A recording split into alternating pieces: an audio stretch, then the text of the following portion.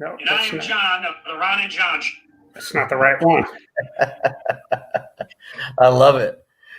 How's it going, brother? Good, man. What's going on? Man, just getting all, hold on, let me do the same thing that you're doing right here. Try to send this thing out. So, yeah, just having what a crazy week, right? Oh, brother. Let's just, address that and go right for it, man. I mean, we always say recap on our week and just, what a crazy week, right? I mean, where do we even begin? I mean, it was my daughter's birthday, so there was a day there where I just had to hunker down and get through that as a family and everything, and then it seems like all hell broke loose. Yeah, it's something that what I consider it struck the fiber of our nation.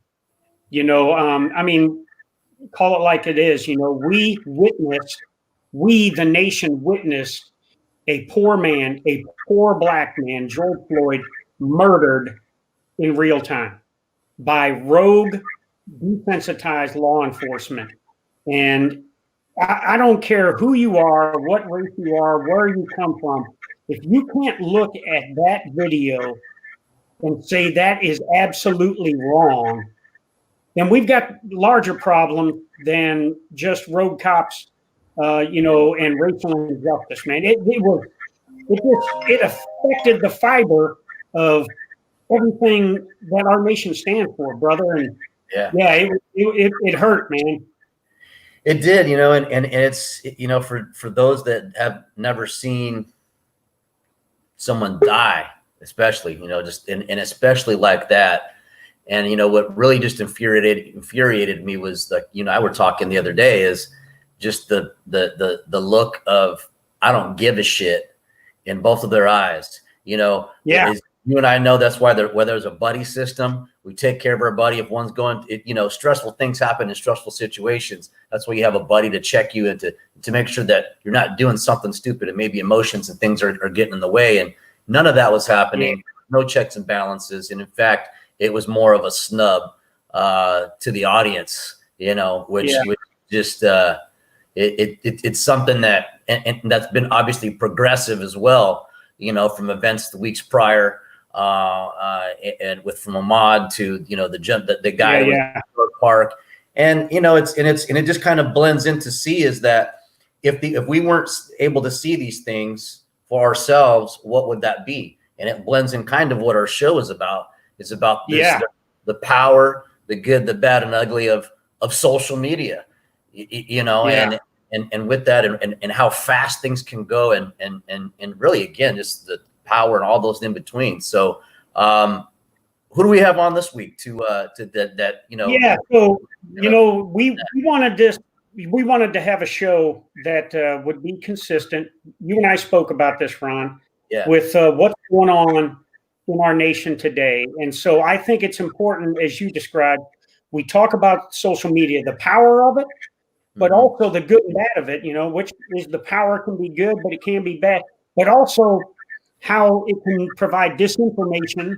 And it provides great information, but it can provide disinformation, and it can also create divisiveness. I will tell you that throughout the whole week, I'm a big social media guy, just like you are. I'm not as talented, especially in telling my story on Instagram, than you are. You got to get me up to date on the emojis and everything, brother. But I've seen people that I've known for years have a disagreement between each other, and it turned into, well, we're not friends anymore. We're not going to talk anymore. It's almost created that if we disagree, we can't be friends. And so anyway, so we decided to bring two people on today. One is retired Marine Sergeant Major. By the way, did you bring the crayon for him, Ron? He's probably I did. I got the big pink one right here. But very good friend of mine, retired Marine Sergeant Major Tony Spud Spadaro, former U.S. Indo-PACOM Command Senior Enlisted Leader. And he has used all platforms of social media to really send messages and themes. So we've got him here today. And then we've got from, the U.S. Army Public Affairs, Master Sergeant Rob Couture, who was my public affairs advisor for 3 years when I was at SEAC. He was the guy that kind of caused Surrender or Die to go viral and go global. And he's a guy that knows how to leverage. So I think we've got two good individuals to come on so we can expand this conversation about social media. And here they come. And according to what it looks like, they both just came from a yard sale. So that's exactly what it looks like. And one just finished coming off of his Call of Duty tour. Yeah. Aloha, guys. Yeah. Hey, buds, welcome to the show. Welcome to the show. Yeah, go ahead, Ron. Yeah. Stuart, how are you doing? Welcome. So yeah, we're excited to have you. Obviously, you come highly recommended from SEAC John Wayne Troxel, another one out of his amazing Rolodex, and we're glad to have you on. Welcome. Aloha. Hey, thanks for having me. On to your daughter, man. Hey, wishing her a lifetime of happy birthdays. That's just let's have some joy right now. And a birthday's a joyous occasion. So happy birthday to her. Awesome. Thank you so much. Yeah, thank you. She's she's alive still. I mean, which is awesome. I mean, that's one thing we worry about as parents. I mean, it's basic is like black and white as that sounds. It's like, oh shit, I don't want anything to happen to this thing. You do realize your co-host thinks he's the ultimate, along with his wife Shorty Crocs, the ultimate grandparents in the world. Now, you know that, right? Oh, do I know that? I don't. Just hang around with them for a couple minutes, and they'll tell you. And then, so Rob, what's that? Rob Couture, Call of Duty. How you doing there? Yeah. Call of Duty. I'm doing well, SEAC. Thanks for having me on the show. I really appreciate the time that you took out this day, and for this, you could have talked on anything, but it's so relevant to talk about social media. And having had a little bit of experience with social media on behalf of the Army, on behalf of you, I think that we can have a really good dialogue today. Yeah. Awesome. Yeah, no, thanks, SEAC, about this too. And SEAC, before we even start, I know we're gonna have some fun today on the Ron and John show, but I think it takes a great public affairs rep, soldier, sailor, airman, Marine, but Rob Couture the reason why I think we could talk about social media, and again, our activity on those platforms is because a great person like Rob Couture that taught us some things. So I think it's a shout out to the public affairs crews out there that really has educated us in our journey with social media. Yeah. Appreciate that. Hey, Ron, so, as we talk about, this, and you and I talked and earlier when we did the pre-show and everything. Yeah. Well, your father is Black. Your mother is Mexican. Mm-hmm. And so this past week really had to hit you hard. And I know it did because you put a very powerful post on social media about your family's background and what they've been through and everything.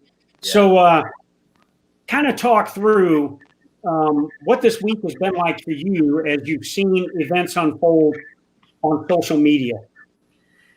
Yeah, well, on Friday when when that all kind of kicked off with his death and everything, it was I found myself infuriated. Just as no different than anywhere else in the country, but it hit a little bit different, much different, I would say, because this is something that all I've done, I've heard about this stuff, through my life and what my grandfather had to endure and the things that my father had to endure. And I think because it wasn't happening to me directly all the time but in a different way, because of I am Black and Mexican, that,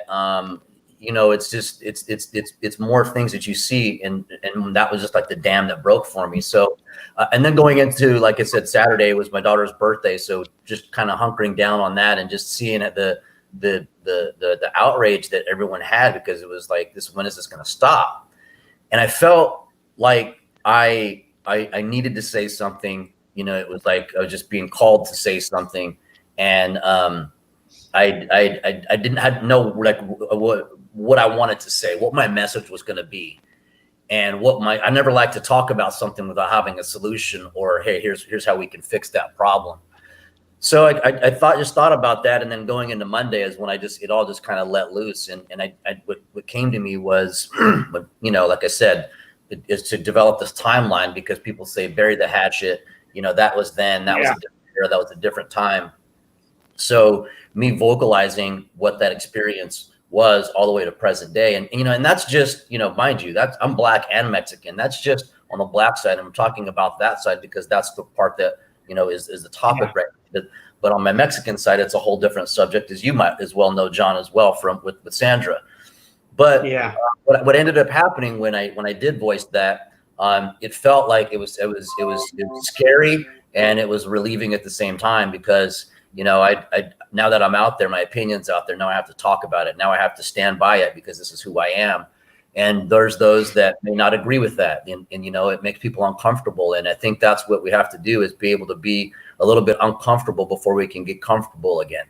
And what I saw when that went out was the power of social media. It hasn't even, I don't know, maybe it is 24 hours now, but it's like almost 3,000 views, been shared like 30 times. And what I saw then was I started getting phone calls, and I started dialogue and started having these conversations. And I had another ranger that reached out to me, which I shared his post as well. I saw him too. Yeah. And it's inspiring people, and it's great to come out and break that silence. So I was able to share with him, and look at his, and now he's like over 1,500 views and lots of shares.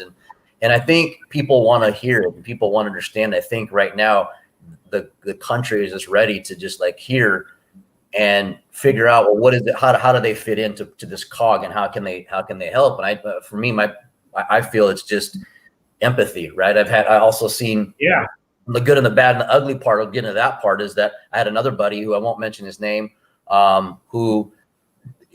white guy, I guess you could, you know, from the South, so on and so forth.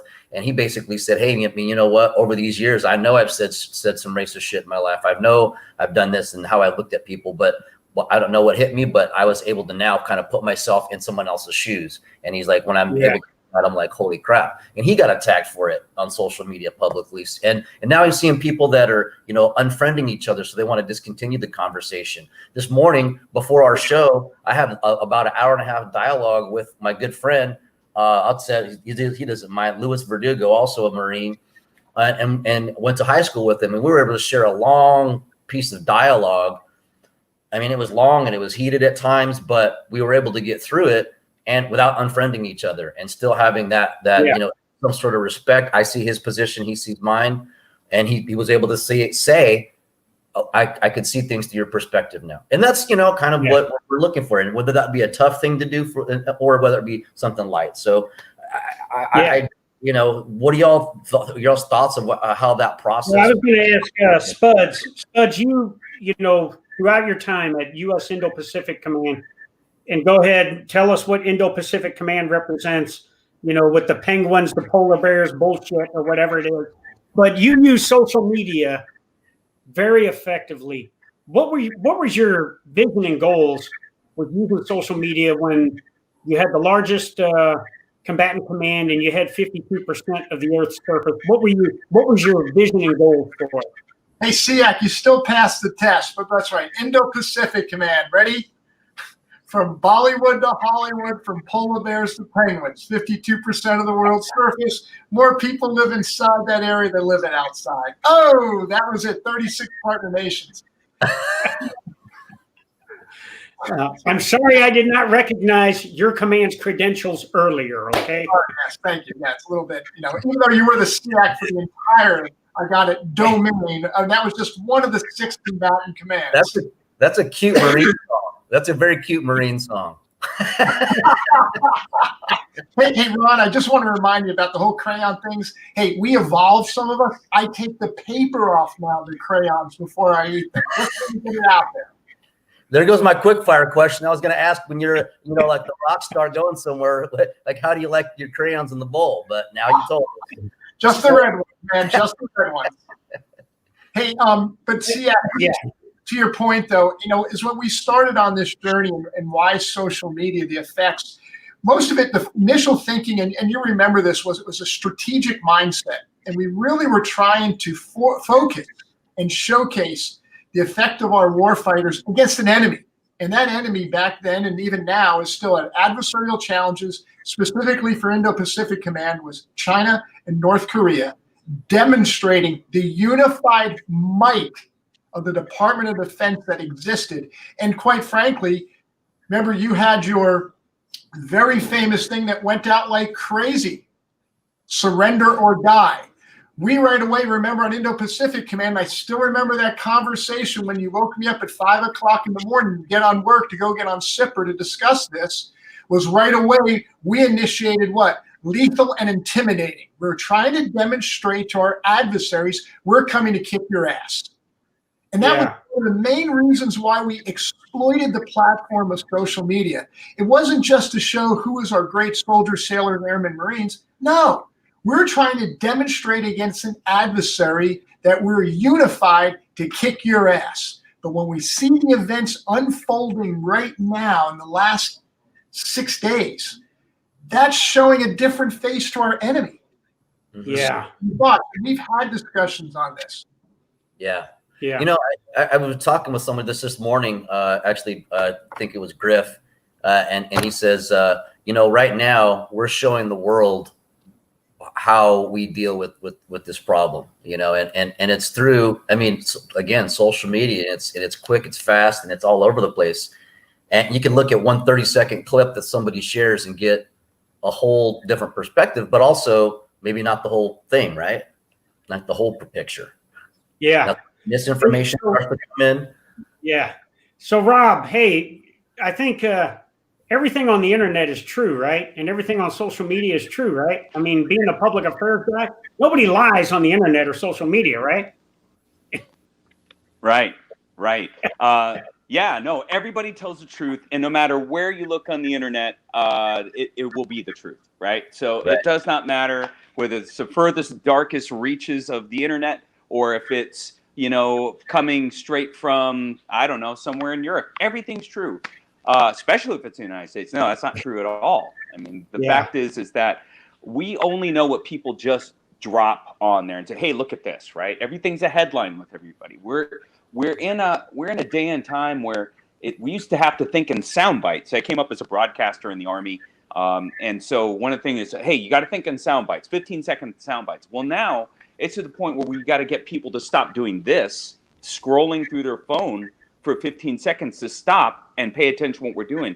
And even 15 seconds is too much. I watch I first got social media when my oldest daughter got into Facebook. I said, oh my goodness, To Catch a Predator, all these things that they had. I better get online so I could pay attention to what she's doing.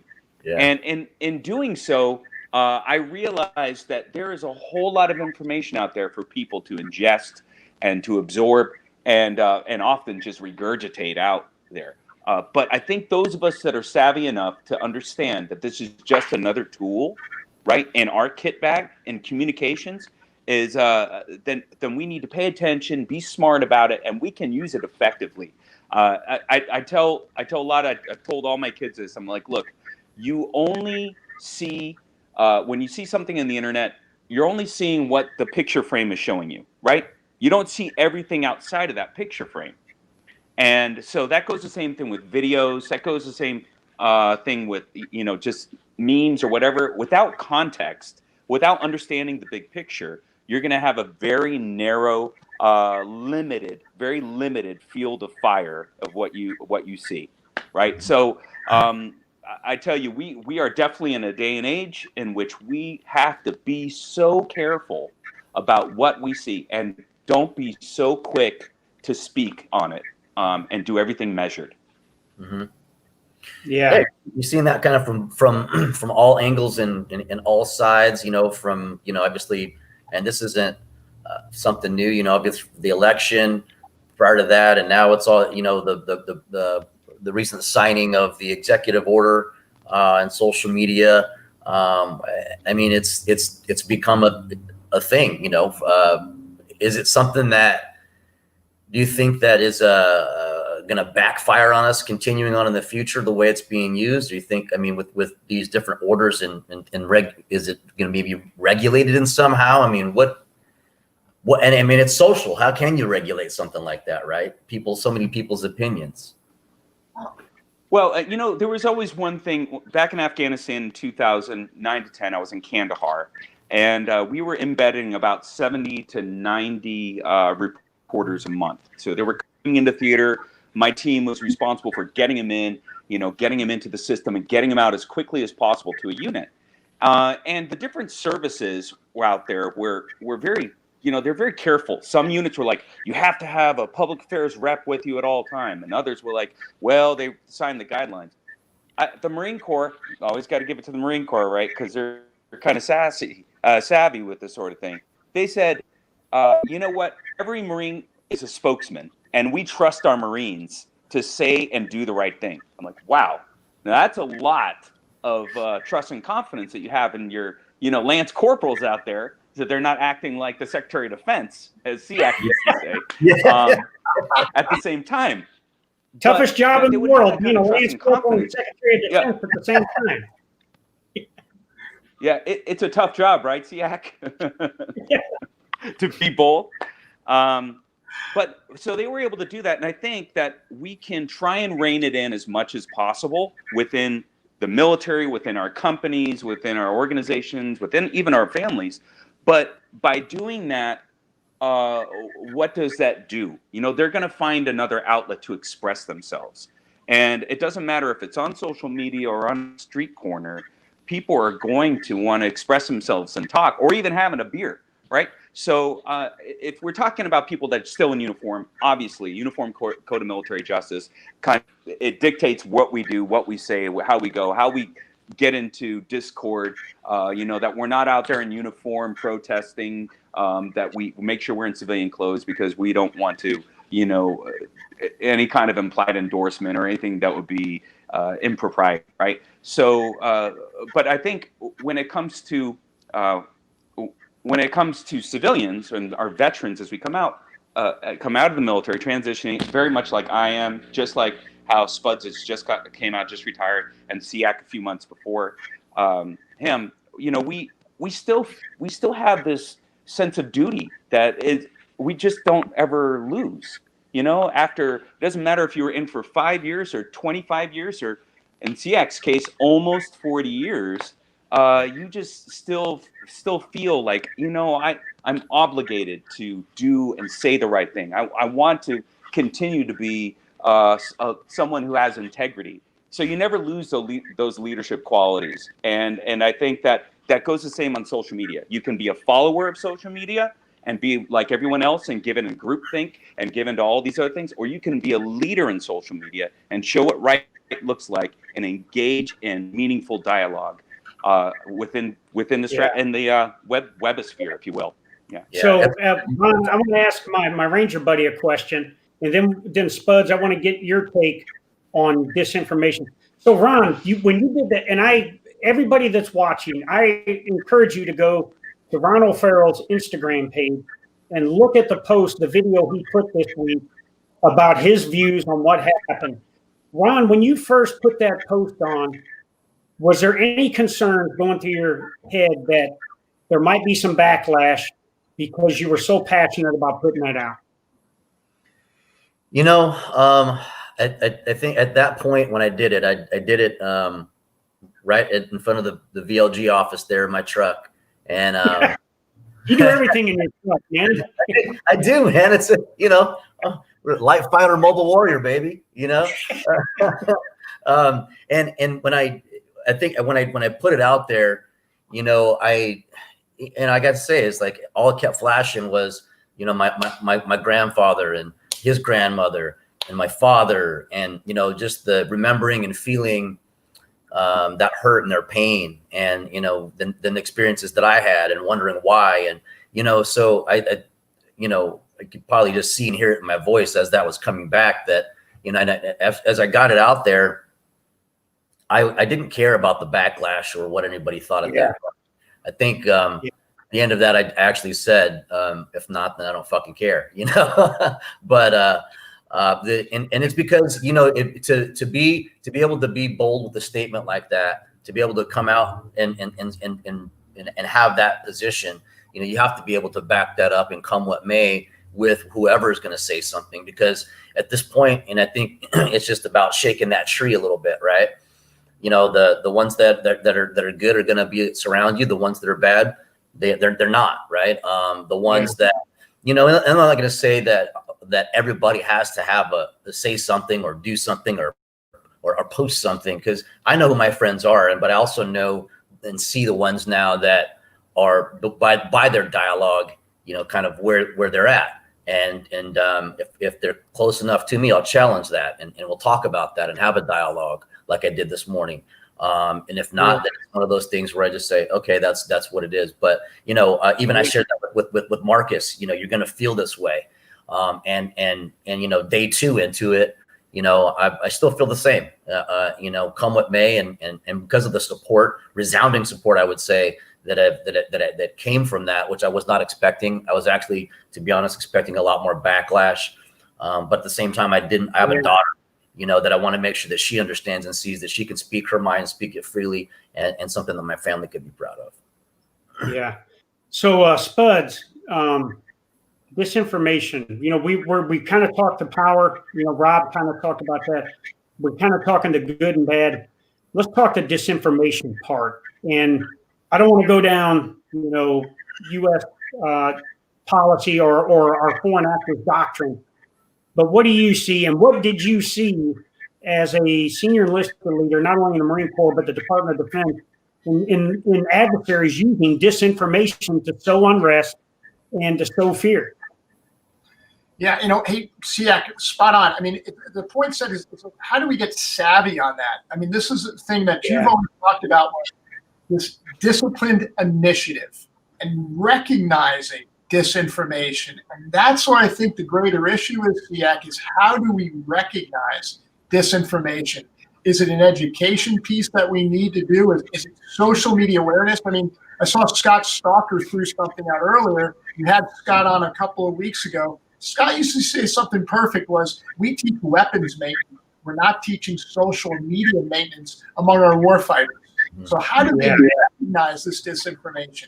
If you remember about a year ago, brought you out to Hawaii, we had Peter Singer discuss, and Peter Singer's the author of Ghost Fleet. He's also the author of a book called Light Wars, and about how the enemy is sowing these seeds of disinformation among us.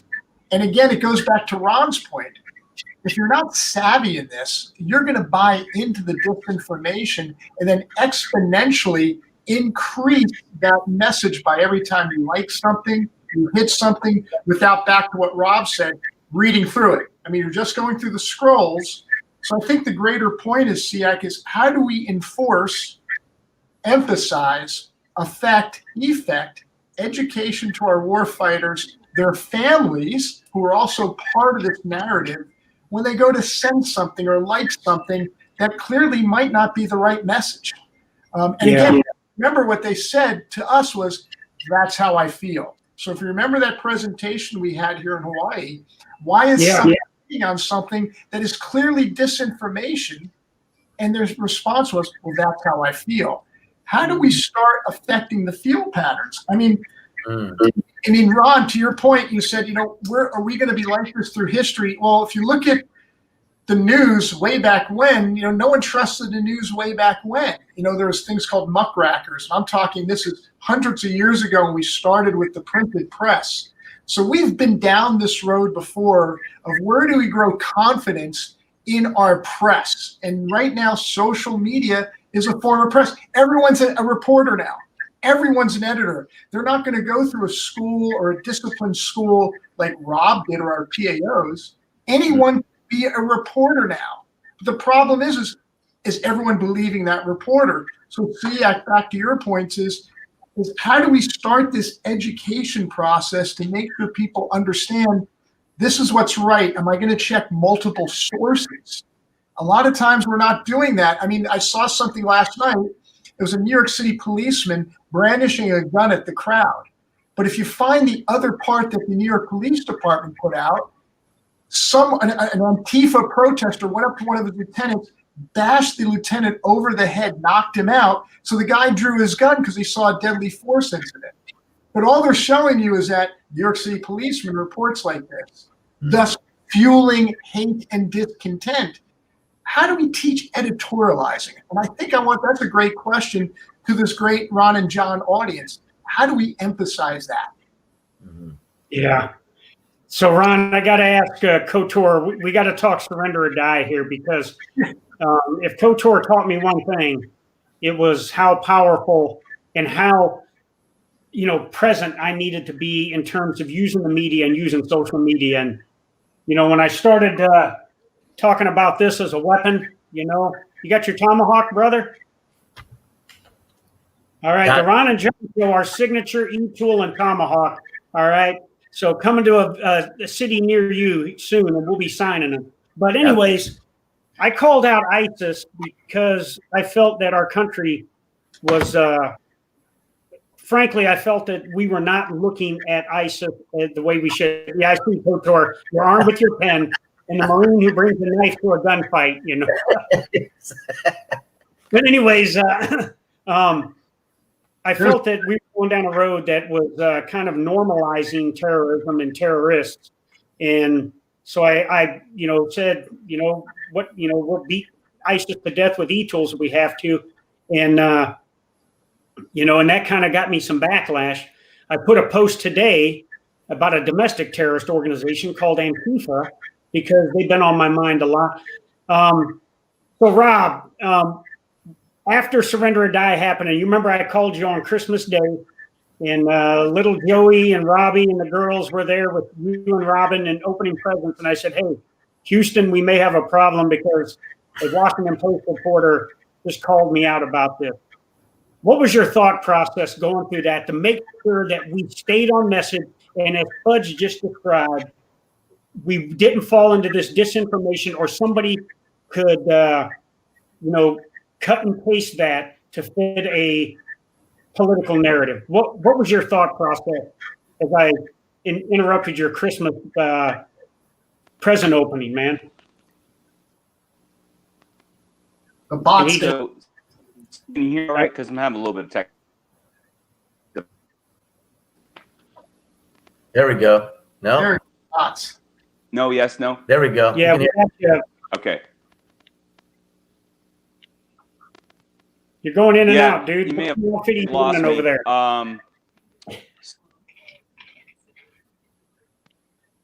Yeah, I might have to jump back in. So go back to Spuds. Let me see if I can. No, we got you. We got you now. My end, okay. Sorry about that. Okay, go ahead. So Ron, go ahead, man. Okay, you got me now. Okay. So. It's new bots. And didn't you tell me? Didn't you both tell me that this is the guy that trained you? Yeah. Yeah. Are you there, Rob? I know. Go ahead, Rob. Okay. So I'm going to talk a little bit about what I think I heard you say, because you were broken up a bit.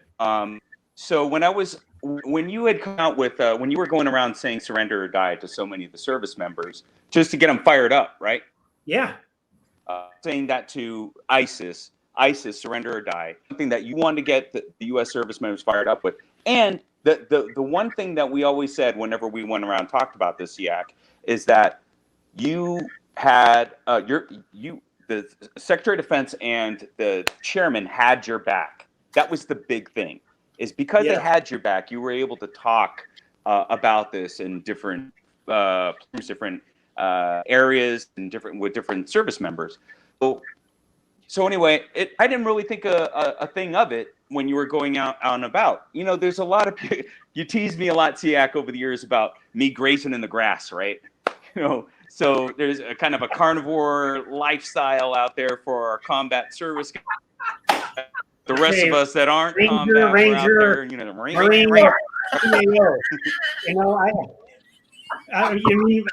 got hooves and not paws. I'm sorry,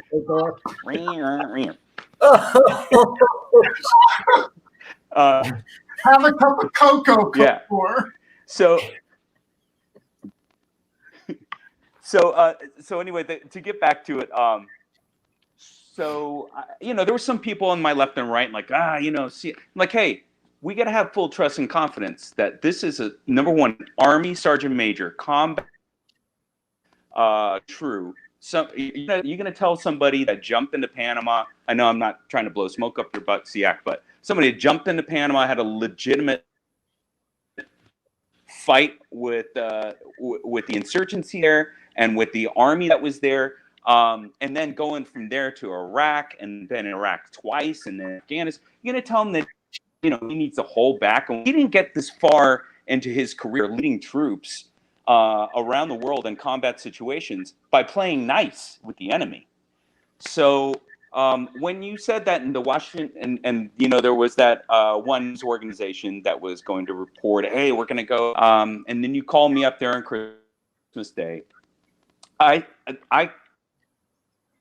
Okay, we're not going to censor this. We're not going to pretend like it didn't. I'm not going to try and run high, and apologize for him. We're going to own this narrative. And that is, hey, you know what? This is a going out there to ISIS that they have this, which basically was everything that you had said. So I taken that, we cleaned it up a bit, as far as like being not cleaned up as far as, well, maybe for language, but for some of those things that are in there, that some of the adjectives, like, hey, if you are, right, there's certain adjectives you may have used. But if you surrender, then you'll get due process. You'll have a cot. We will take care of you and make sure that we treat you fair. It's the way we do things as Americans. But if not, make no mistake. We will kill you and kill you with extreme prejudice. And the thing is it's high time we stop playing patty cake with the enemy, right? And people need to know that. Now, after we did that, we put it in a post, and I made it into me, and we took a picture, and I added a hashtag to it, and we just out there. I tell you what, not only did the veteran community come through, and we're like, oh man, we've been waiting for someone to say this and get us fired up. But there was a lot of other people like, yeah, this guy's right. Defeat this enemy, but if through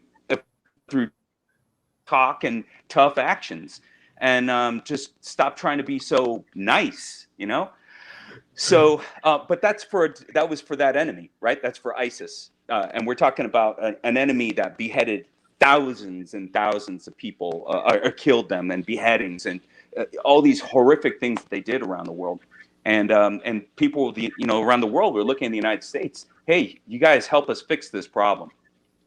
So we got on Facebook. It worked out well on Facebook, right? There in Facebook, you have a lot of veteran community. There's a good dialogue that goes on. But as soon as it hit Twitter, that's when it blew up, because the media live on Twitter. And anybody that goes on Twitter, they know people and celebrities, they'll throw things out there and then it'll make news, right? Because they don't have all these media and celebrities, that's what they do. They're like headlines, they throw it out and wait for people to react. So as soon as it went out there, people were like, is he advocating for war crimes? Oh, what is going on? He's going to get, there was misinformation all over the place, if you remember 𝗙𝗏. Like they were saying you got fired, you were put away, you didn't, all those different things. And I had to come up with a response to the media on this. But the biggest thing is that we apologized for that comment. And the media, those that, the veteran community and some in the media were like, hey, you know what? There's nothing wrong with what he said. And before you know it, it was able to turn the dialogue going on in our country. Should we be nice? Shouldn't we be nice with the enemy? And it turned into the media were knocking on my door saying, hey, I'd love to get an interview with our Major John Wayne Troxell. And how many e-tools have you signed since then? I mean, almost what's 800. The number now, 𝗙𝗏? I think it's 784. Yeah. So. Hey, you know what though? Over to you, Ron. It's amazing. Hey, guys. Amazing. So anyway, that was it. That was going after it, owning the narrative and letting it go. This is why though what resonated with me though as a uniform wearer, specifically an enlisted uniform wearer, where it was the first time I can remember in the history of enlisted forces that we had an enlisted person now with a fight song, a line, a rally cry, a standard bearer, Spartans. I mean, it was the first time. Our generals were great for this. General Mattis was known for it. But finally, we had an enlisted person come out with this saying that resonated across everywhere, and it was a rally cry. And that's what I looked at it for more. I got it where Rob had to do some cleanup. But the response from our warfighters was unbelievable. They had a rally cry now. They were ready to fight. They're ready to kick ass. And you want to know something? It intimidated the enemy. So I looked at it from a strategic lens. Now, the second part that John taught me and Rob was the relationships we need to have with the press. And John, you fostered some relationships with the press that I think also helped. Now, you're always going to have some of those idiots out there. Yeah. At the twofold messages, we had a rally cry for our enlisted men and women to go kick ass, but also how did we inform and educate the press about how to adapt to what Rob said? Well, you know, Ron, I'll send it over to you, brother, but I'll leave it with this. I think the message, the way Rob did it and the way the troops absorbed it, even CNN started liking me. So. Yeah. So, well, man, I mean, with that and using, you know, social media as you did, I mean, when did that go down? How many years ago was that? I'm curious. 2 years. 2 years ago, Rob. 2 years. So, yeah. So we got 2 years ago, but look what's going on. And now, you know, we go to Air Force bases and people are standing in lines with e-tools, and you know, it's just, it shows like, you know, I think the mark that it left, and it kind of just leads back to kind of present day stuff of the mark that, you know, something like this will leave.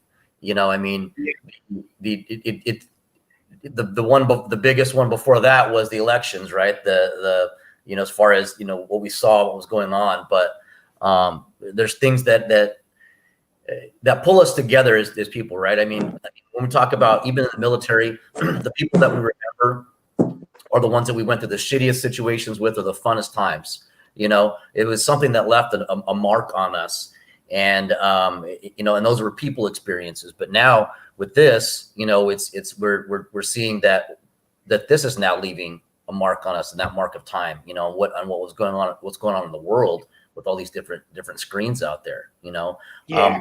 And I get to the point of what you're talking about is checking and balancing on media. You know, I was laughing at myself the other day because I was looking up news and I was like, shit, where the hell do I go for breaking news? And you have, you know, Fox, or which opinion do you want, you know? So I found myself getting my news from fucking social media, you know, just checking different, and I hate to say it, but I'm a meme guy, right? I mean, a lot of vets we go through, I'm like, oh, what did she do? Then I'll check the meme and then I'll go fact check that. I mean, that's how I do it. Just checks and balances a little bit, I guess. And at a young age, we're taught, okay, here's how you got to check here's how you check the library card. You can check this book. You remember that? I mean, I'm dating all of us now, but shit, you know, go to .gov, not .orgs all the time, you know. And I just wish people would maybe think about that a little bit more and really look at it, you know, and fact check and see the different angles and stuff, you know, what that looks like before, you know, opening their mouths, before you believe that, hey, there's just this one group is causing all this destruction, and you dive down a little bit deeper and you got a bunch of assholes in skinny jeans running around with black masks, you know, causing destruction. And then I got to say this part, this is the part I got to get off my chest. Then they're talking about, well, we're going to go into the rural communities and we're going to, you know, protest and this, that, and the other, carrying the banner of the name of Black Lives Matter in this movement. So then all of a sudden, when somebody hears that, they're thinking, oh shit, you know, bunch of looters and protesters. And I mean, let's just say it, you're thinking black people are going to come to your fucking town, right? First of all, black people are not going into rural anywhere anytime soon. I remember driving around Texas and asking my buddy, I'm like, dude, trees are getting fucking tall around here and it's just me. What's going on? You know, so that's not happening, right? But the narrative is that the white kids in skinny jeans are, you know, and driving around in these unmarked cars and doing all this kind of stuff. And it's like, there's a piece that's people that see it. There's a piece of people that don't. There's a portion of this, there's a portion of that. And I think right now, especially in this chaos, that no one is just slowing the fuck down. Just pump your brakes, right? Slow down and fact check. What is this really looking like? Look, what is this, taking that piece of saying, let's look at it from someone else's position, someone else's shoes, and you'll see that it's all over. Crazy to me. Anyway, get that off my chest. We got a question now from Sam. Ron, I think we got a question from oh no, somebody very important to me. Yeah. You Hey, so first of all, is this the real Spuds here? Because when I go on social media, I see like 10, 15 different Tony Spadaros on there. Yeah. But I see 10 or 15 different John Wayne Troxels too. So Rob, the posers, the criminals that establish fake social media networks to milk money out of unsuspecting people. Can you talk through that? And then Spuds, I'll ask you for your opinion on that.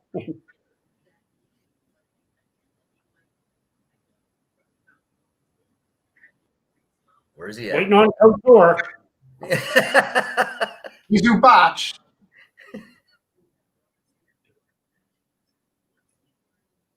You got to unmute yourself. This is a great thing on fake. You can't make this shit up either, can you? Deep fakes.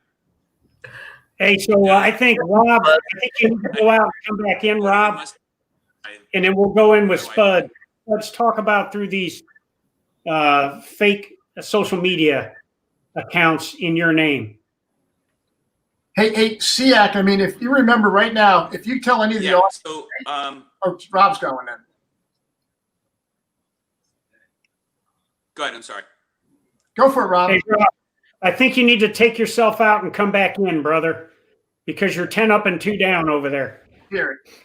Hey, 𝗙𝗏, I mean, and if you remember right now, you could tell the audience out there on Facebook, anyone that's watching us, you Google our name or Google, Facebook our names, do a search engine on Twitter, Instagram. Right now, I think there's 17 me's just with my name. And then there's the variation just using the photos. But here's the giveaway is that, and I feel, I don't know if I have much empathy left for the unsuspecting people, because the first giveaway, education would say, Google John Wayne Troxel, and you'll see that he's happily married, that he's the retired third 𝗙𝗏 that we had. You Google Anthony Spadaro, it's going to take you right to my DOD page. I'm not in the Army. I'm not currently in Syria. I'm not widowed, but these people fall. You're not a general. General, whatever, name it. I'm nothing against it, but I've been more in the Army than I've been in the Marine Corps on these fake sites. But I'm wearing a Marine uniform, and the people fall for it. Again, it's an education piece, and I think we were talking earlier, how much more? We don't have the Rob Coutures out there to help take these sites off. When I was and I still have the verified account at Paycom, but I don't have a PAO team to take this stuff off down and take it down now. And then when I go to report it, the social media platform takes me off because the person will report that I'm the one doing the abuse. Yeah. Wow. So, I mean, it comes down to education. We were talking earlier, and I think 𝗙𝗏 and Ron, what you're probably wanted from this is social media. Is it an educational platform? Is it an information platform? Is it a connectiveness and communication platform? All of the above. If you educate, though, and learn about it, I think you can now do what?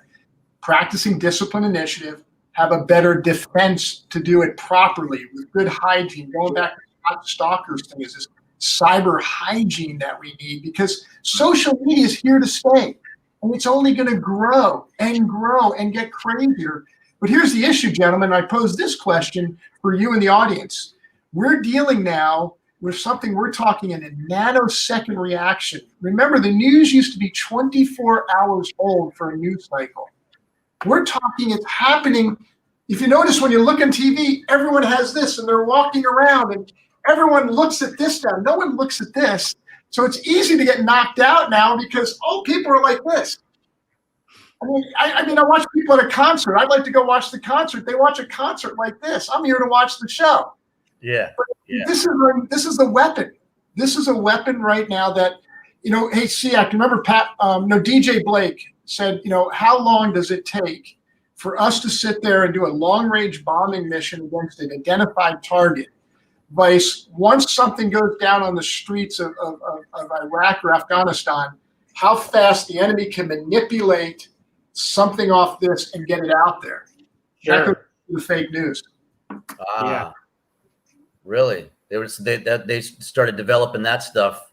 Well, it's out there right now. The 𝗙IAC and I, Ron, got to sit through a really cool class last year. How fast they can do fake news now, and it's manipulated wrong to their messaging.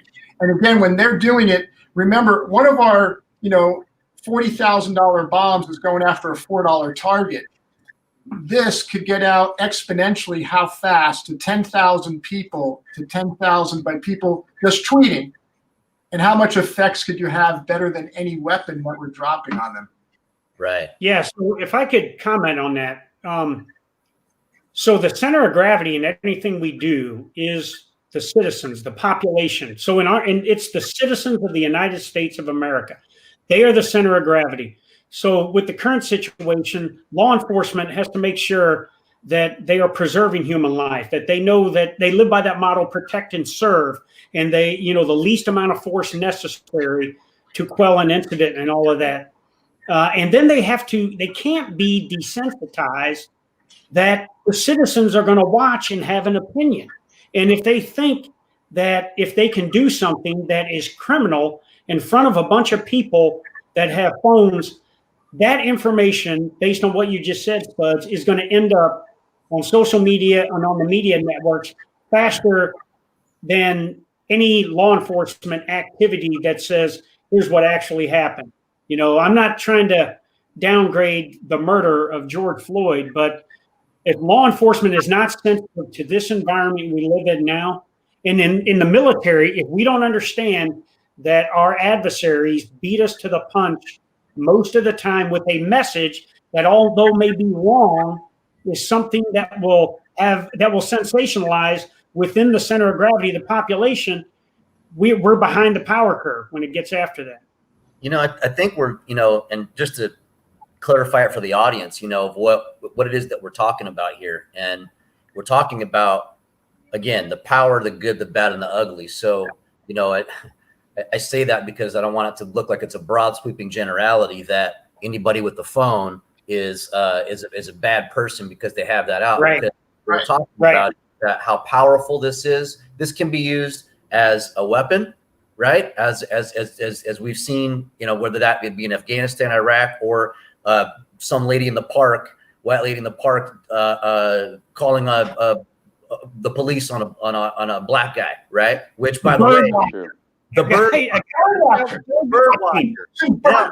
Yeah. I have a lot of gay friends. I'm just saying is that a gay black man is I mean, I just can't see them be. They're cool as shit, right? I mean, first of all, right? The thing is that I'm gonna feed your dog. He was doing it right.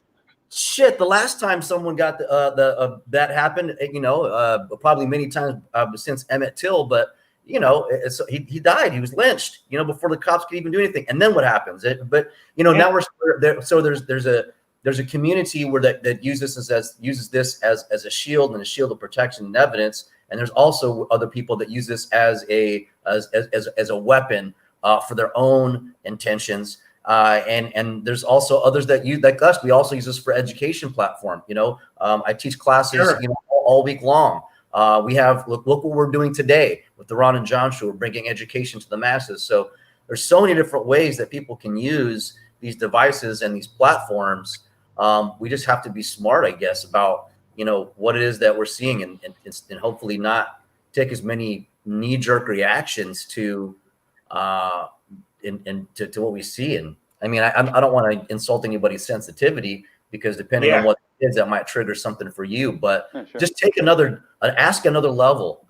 Ask that other question. Like when I used to do executive recruiting, my boss used to always tell me, Ron, dig a little deeper. Ask that other question. If they went to college, when did they graduate? When did they get their degree? How many of these did they do? Dig, dig, dig. So that way you know the truth. And what you end up with is something that you're confident about and standing in front of and saying, this is what I believe in. This is the person I represent. This is the subject or topic that I represent. Yeah.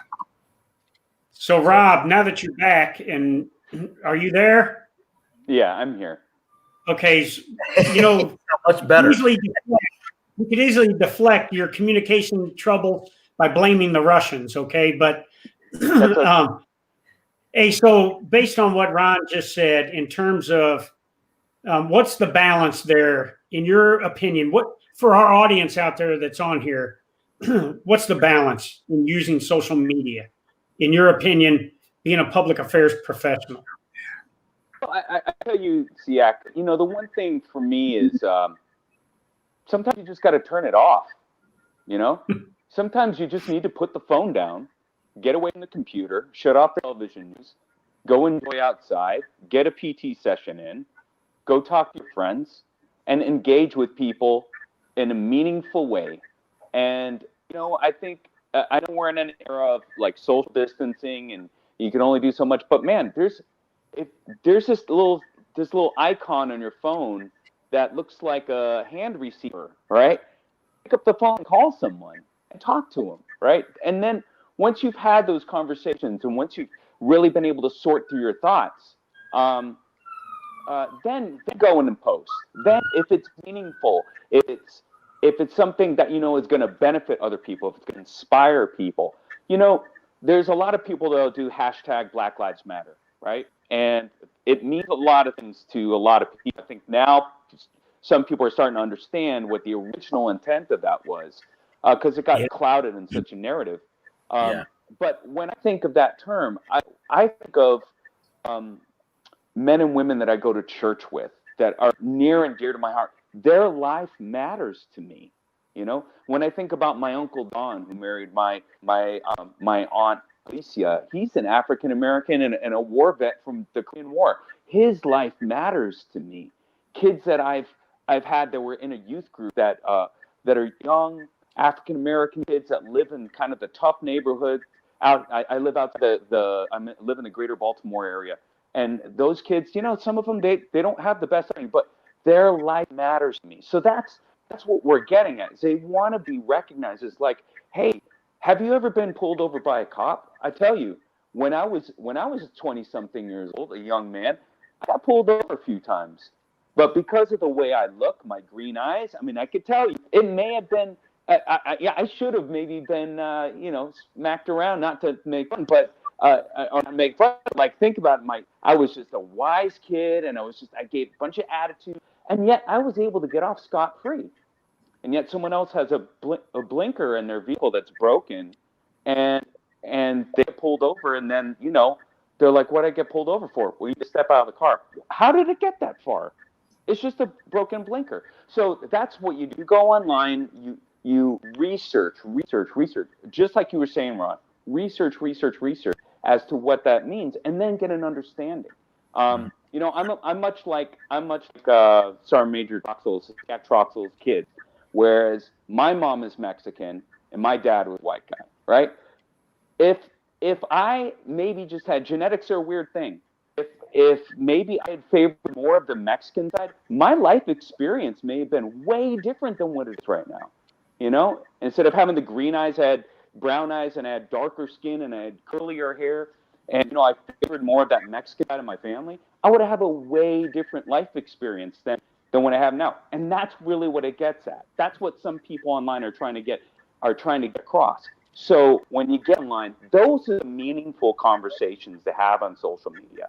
Those are things that are worthwhile. Don't give in to, you know, the rhetoric and the talk and look at that person. Look at that. I mean, it makes your head hurt after a while. So and without emotion, yeah. Have a meaningful conversation without emotion.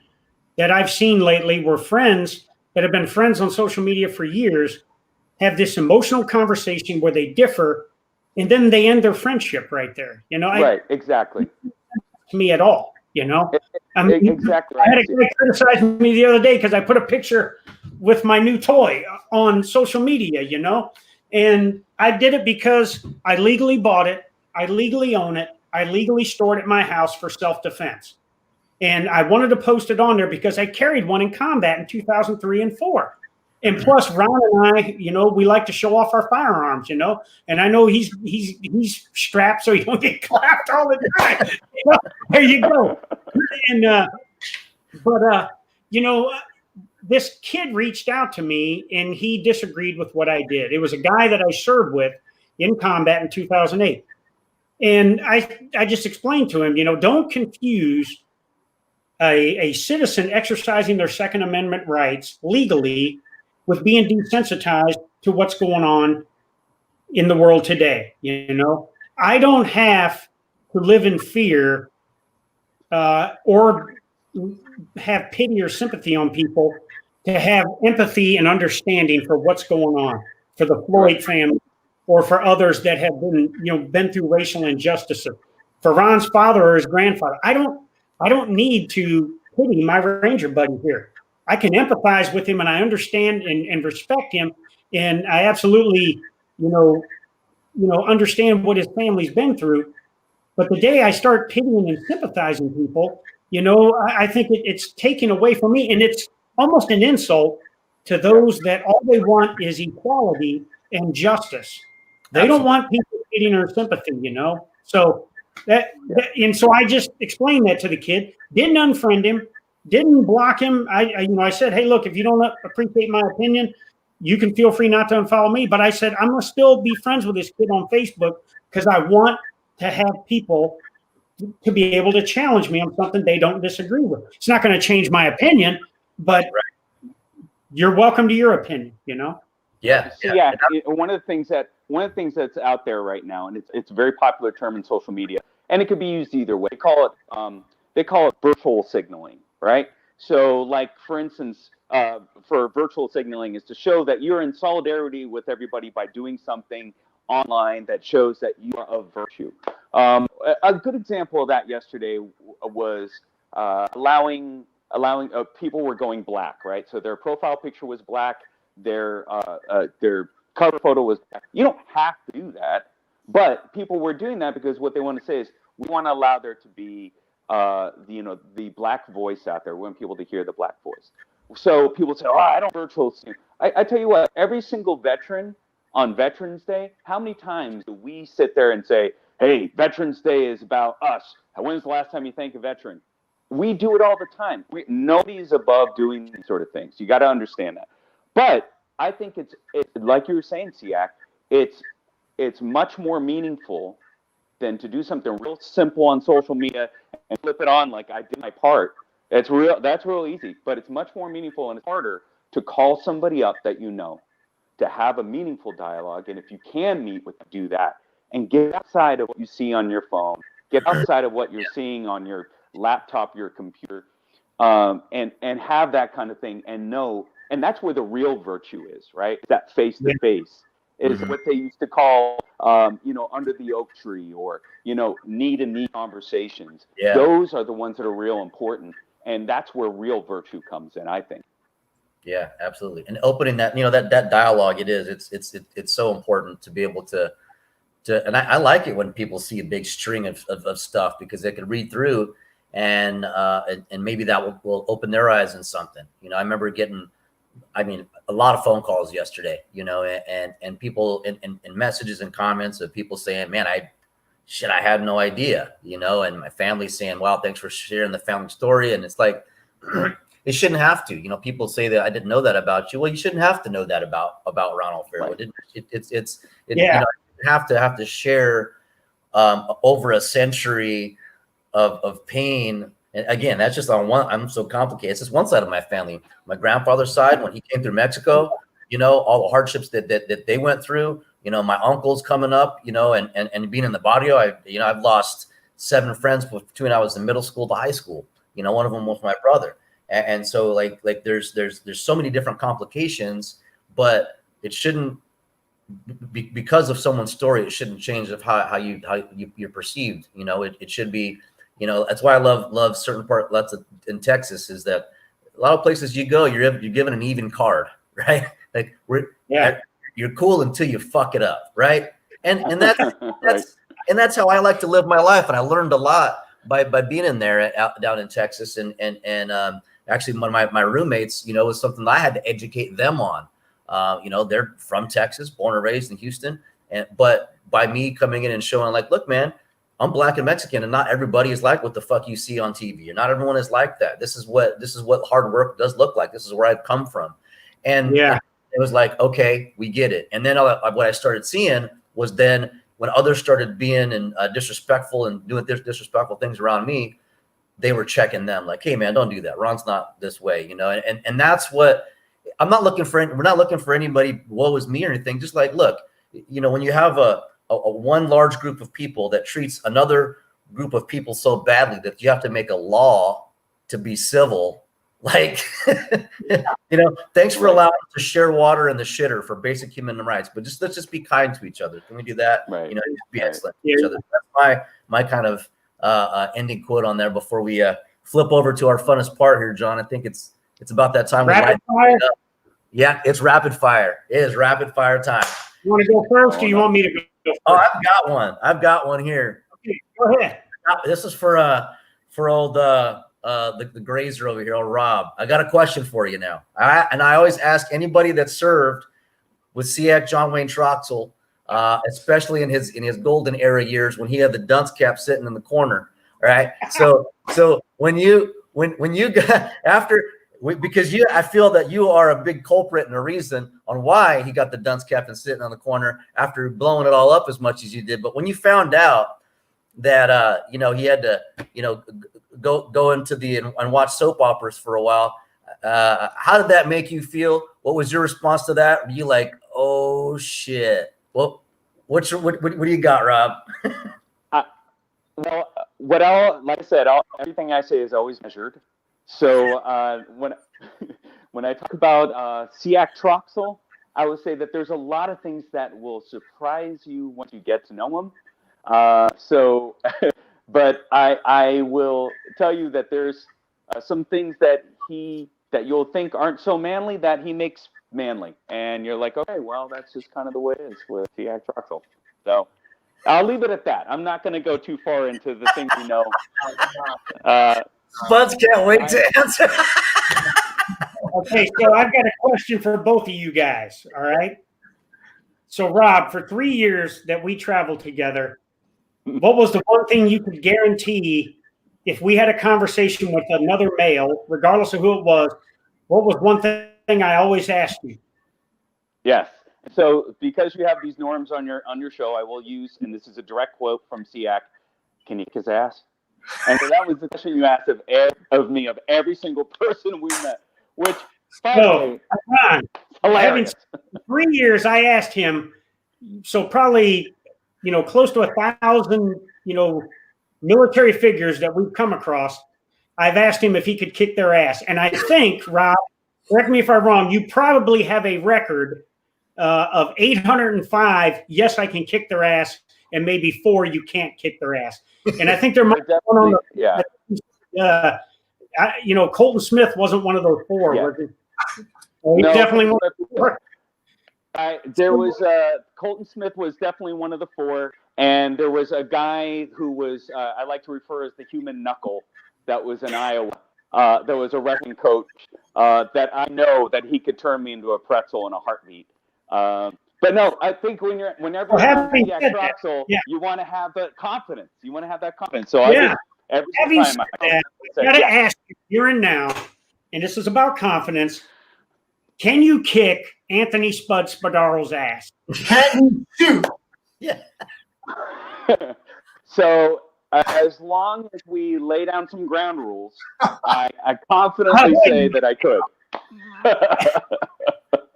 What's your retort to that?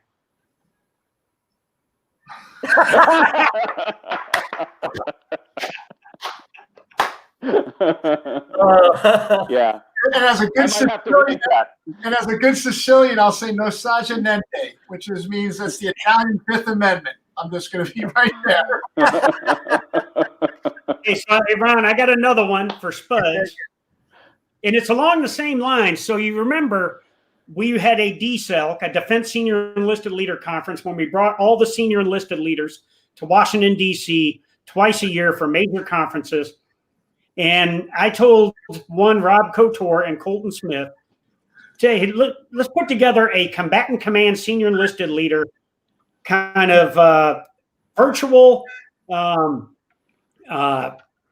combatives tournament, MMA tournament. So we put a bracket together with all 11 of you, and ultimately Pat McCauley beat Scott Stalker in the finals. Stalker, I know, is watching, and Stalker was pissed off about that.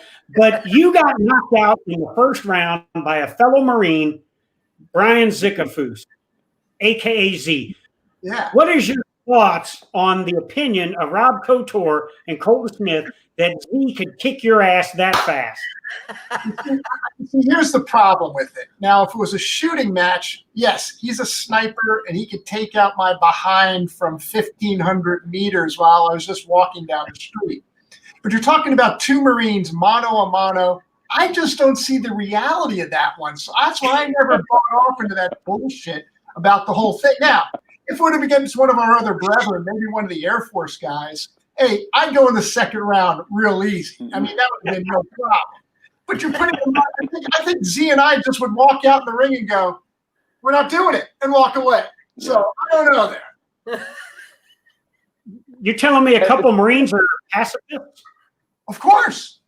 And if you buy that boat, I got some upland to sell you Meadowlands. Okay.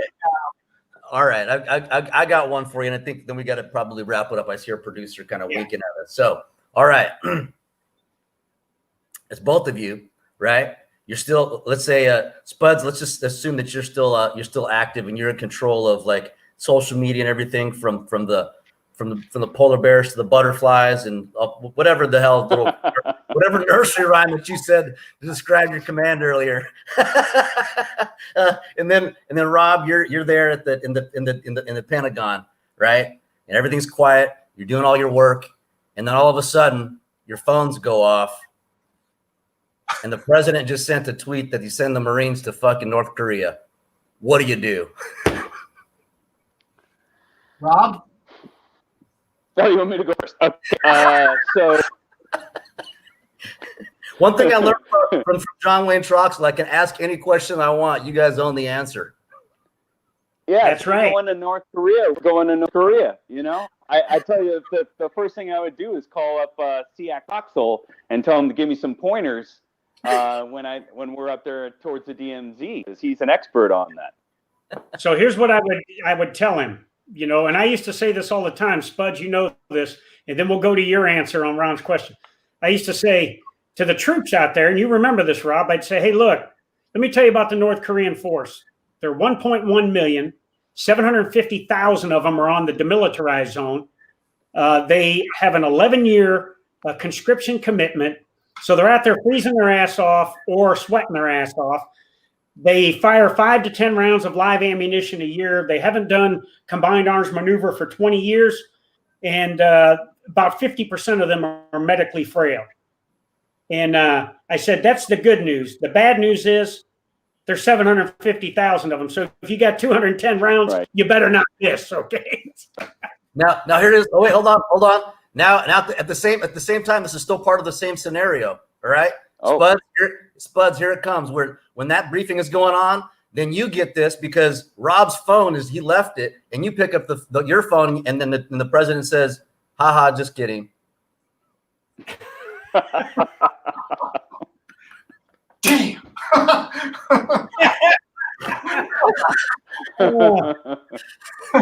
Are you shitting me? All right, now I got to help out here, though. I'm just going to help a little support. So 2 years ago, after the 𝗙CAC came up with the surrender or die, and he woke my ass up at 4:30 in the morning saying, "What are you doing sleeping, Spadaro?" He didn't know on the 27th of December that we actually had the day off. You see, everybody back in Washington, they were working that day. So my phone's ringing, and he goes, "Get your ass over in your office." So like a good guy, I didn't even shower, PT gear on, shoot down, get on the phone with him. "What's up, Skip? What do we need to do?" He goes, "We got a math problem here." And I go, "What's the math problem?" "Well, how many North Koreans are there?" I go, "Well, about our estimate right now is about 750,000. He goes, "Yeah." And he goes, how many troops do we have there? And I'm like, shit, he knows the answer to this question, but it's a test. I'll see if I pass. Hey, boss, we have about 28,000. He goes, divide that. And I'm like, okay, the Iowa math system, he's not going to come up with that right away. I could probably come up with an answer. I don't know, Skip, maybe you're talking 30, 40, right around there, the denominator. And he goes, okay, so that's what you're going to go tell them when you get your ass over to South Korea and dress all 28,000, that if you shoot more than 2 magazines, it's wasteful against those 750,000 North Koreans. I said, well, that's each soldier, sailor, airman, Marine on the peninsula only has to kill 30 or 40 North Koreans for us to be successful. And they got 210 rounds. I mean, it seems like an uncle to me, brother. So what did I do?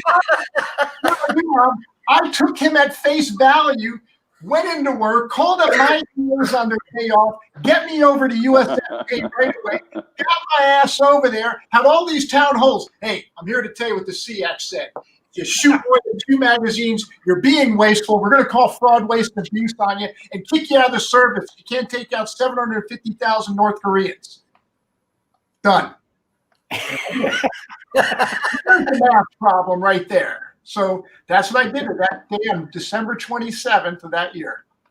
Oh, man. And there it is. You're trying to gauge when he used to call and get after us. It was one of those things because then I would usually call Rob up right away and go, what's the mood over there? So before that, you used to call the 𝗙AC on anything. You need to call Rob up. Yeah. And the first question, what's the mood like right now? Yeah, right. Call back in a couple hours. Oh, okay, I got that message right. Or sometimes he goes, oh no, just call him up. No, a lot of that had to do with PT. If we didn't get a good PT session, or if I screwed up some crazy, off the wall, poorly planned PT session or run route, forget it. It was done. That morning was over. Don't talk to him. Hey, Ron, we got a question for you. Guys are always asking the questions to us. I got a question for the 𝗙AC and you. Okay. All right. First off to you. Have you ever been the recipient of a good conversation, very directive, from one Command Sergeant Major John Wayne Troxell? I have not, but I've heard a lot of the stories. Well, brother, I'm retired now, man. Ron is my Ranger buddy. We are a tag team. This is the Ron and John show, man. We are the show that is known coast to coast like butter and toast, man. We're the tag team, man. This isn't about power or anything. It's about, hey, we do this together as a team, man. We'll go take over a third world country if we have to, man. That's right. So the 𝗙AC, favorite Sopranos episode? Oh, you know this. Season 3, episode 11, Pine Barrens, when Paulie and Christopher get stuck out in the woods, and they piss the shit off of Tony, and Tony and Bobby Bacala got to come get him, man. Greatest line from that show, then. Give me the greatest line that came out of that one. The greatest line for me? And you can't use the Roy Rogers line. Oh, geez. That's my one, man, right there, The backup, what's the best one? Something interior decorators? I thought the Russians line was pretty good, when they were escorting him out in the snow and he's barefoot in his pajamas. And he says, do you think this shit pisses me off? I wash my balls with ice water. I don't know. What was the one you were trying to get to, brother? Well, he was an interior decorator, I thought, as well. Oh, yeah. Great stuff. Over to you, Ron. I'm just trying to imagine washing my balls with ice water, how that would feel. No. All right. Well, I think it's about that time we start getting this thing wrapped up here, John. I just want to let everybody know out there. Thank you so much for watching. Thanks for attending. On behalf of Veterans Lending Group, which is the Ron and John show, is brought to you by. And if you are out there thinking about a refinance, which it's a hot market to do that in right now, or if you just got those PCS orders getting ready to go somewhere and you need to get pre-approved on a home loan, let us know, look us up, let us give you a shot. Give us a shot because we are the special operations in VA financing. And with that, my parting words for the show before I hand it over to John to shut us down is, just be kind to each other, be excellent. In the military, we have a lot of, we work with a lot of people from a lot of background, cultures, and creeds. And I think it's important that when we get out of the military, we share that with others as well. Just hoping everyone can do the same, give everyone some even credit until they fuck it up. But with that, I love you all and thank you all for watching. John, back to you. Yeah, thanks, Ron. Hey, I just want to echo what Ron says. I don't care what ethnicity we are, African American, white, Hispanic, Asian, whatever. We're Americans, and we have to come together. We have to have social justice reform. We have to hold people accountable that go rogue on us and do things like commit murder and the racial injustices out there. We have to come together because we have adversaries out there, and you heard Spuds talk about them, that we can't allow them to get a competitive advantage on us. So we've got to move forward together, and it's through love and not hate as we move forward. So Rob and Spuds, thank you both for being on here today on this important subject of social media. And I'm going to give each of you guys about 15 seconds apiece to give a parting shot. Spuds? Hey, first off, I love you guys. And especially I love what Veteran Lending's Group is doing right now for our veterans and their families. You're empowering them. You're not enabling them. And that's the big things we need with our veterans, that they're empowered. So to Ron and John, hey, I'm just going to say it the best. I love you all, and I love what you're doing. And today I don't say thank you. What I do say is I appreciate you. Thanks, Bud. Appreciate you as well, brother. And for me, I just want to say, we're in a time right now where you can have meaningful conversation on social media. If you don't want to hear your own voice, then you can follow other people that have different opinions, right? So you're not always preaching the choir, and in doing so, you might be able to learn from other people. We as veterans, we that are in the military, we can set the standard for what it looked like for treating people with dignity and respect, because we are all do that. And I think we all need to take the lead on that, and we can do it. And I really appreciate that you guys taking time for such an important conversation. Awesome. Thanks so much, guys. All right. Appreciate Love you guys. Ron, John. next week, man, we're going to have a superstar with us next week, and we may end up doing a surprise and having two shows combined with the Ron and John show and another one. We'll hold that surprise, though, and give it to folks here either tomorrow or Friday, man. That's right. And as we always say, stay strapped. And don't get caught out there, baby. All right. I know Core's got a pen and Spud's got a knife. So exactly, right? Let's see that. There's a knife. There's the pen. All right. Take care, guys. Love you guys. See you guys. Ranger buddy.